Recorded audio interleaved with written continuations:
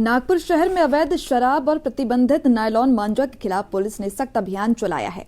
परिमंडल 5 के अंतर्गत आने वाले पुलिस थानों की संयुक्त कार्यवाही में करीब 36 लाख रुपए का अवैध माल जब्त करके कलमना मार्केट यार्ड में नष्ट किया गया। इस कार्यवाही का उद्देश्य केवल जब्ती नहीं बल्कि अवैध नशे और घातक नायलॉन मांजा के दुष्परिणामों के प्रति जन जागरूकता फैलाना भी रहा।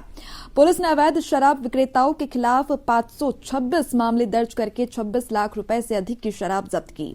वहीं प्रतिबंधित नायलॉन मांजा विक्रेताओं के खिलाफ 30 केस दर्ज करके 10 लाख रुपए का माल जब्त किया गया, जिसमें 20,000 से अधिक देसी विदेशी शराब की बोतलें और 675 बंडल नायलॉन मांजा शामिल हैं।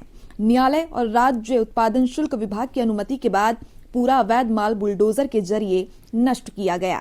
सर, पोलीस उपायुक्त परिमंडल क्रमांक 5 हद्दीत येणारे प्रत्येक पोलीस स्टेशनचे जप्ती केलेले मुद्देमालच्या आज एक मोठ्या प्रमाणात नष्ट करायचा एक प्रोग्राम आयोजित करण्यात आले। यामध्ये लहान मुलं आणखी वरिष्ठही शामिल होते, काय सांगता?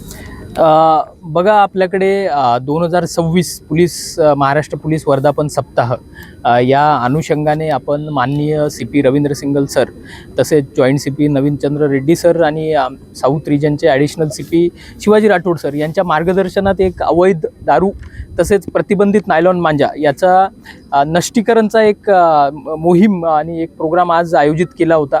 त्या अनुषंगाने आपण इथे शाळेच्या काही विद्यार्थ्यांना देखील बोलवलेलं होतं, जेणेकरून त्यांना एक क्लिअर मेसेज जावा की अवैध दारू असेल किंवा प्रतिबंधित नायलॉन मांजा असेल याच्यावर पोलीस काय कारवाई करतात आणि जर कुणी याच्यामध्ये मिळून आलं समाविष्ट तर त्याला जेलमध्ये देखील जावं लागू शकतं। तर त्याच अनुषंगाने आमच्या झोन 5 मधील यशोधरानगर, कळमना, पारडी आणि वाठोडा पोलीस स्टेशनचे सर्व इन्चार्जेस तसेच आमचे डिव्हिजनचे ACP रोहित ओवाळ या सर्वांनी प्रचंड मेहनत घेतली। आमचे जे प्रत्येक पोलीस स्टेशनमधील मुद्देमाल मोरीर आहेत यांनी देखील प्रचंड मेहनत घेतली। कोर्टातून आम्ही आदेश प्राप्त केले आणि जवळपास इथे 37 लाखाचा जो मुद्देमाल आहे आज आम्ही डिस्ट्रॉय केलेला आहे।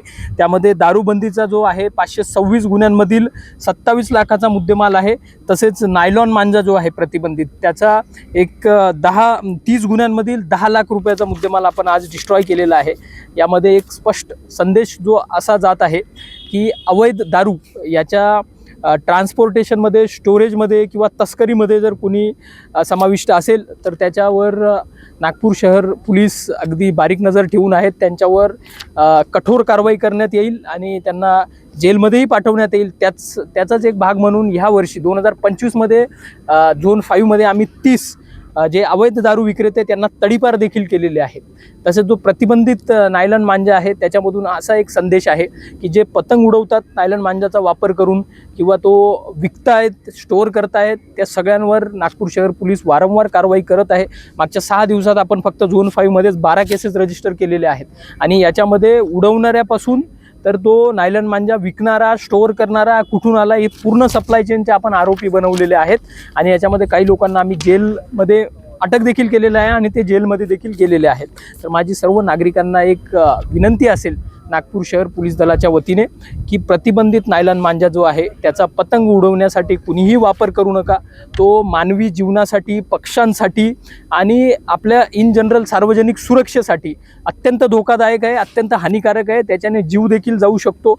दरवर्षी भरपूर पक्ष्यांचे याच्यामध्ये पंख देखील कापले जातात, ते त्याच्यामध्ये दिव्यांग होत असतात आणि त्या एकदा पंख कापला गेला की त्या पक्ष्याचं जीवनही संपत असतं। त्यामुळे कुणीही याच्यात येऊ नये। अन्यथा आम्ही आज जे दाखवलेलं आहे आपल्याला की कशा प्रकारे केसेस करतो आणि कशा प्रकारे आम्ही हे डिस्ट्रॉय करतो, तर तुमच्यावर कायदेशीर कारवाई होईल आणि तुम्ही तुमचं भविष्य देखील खराब करून घेऊ शकता।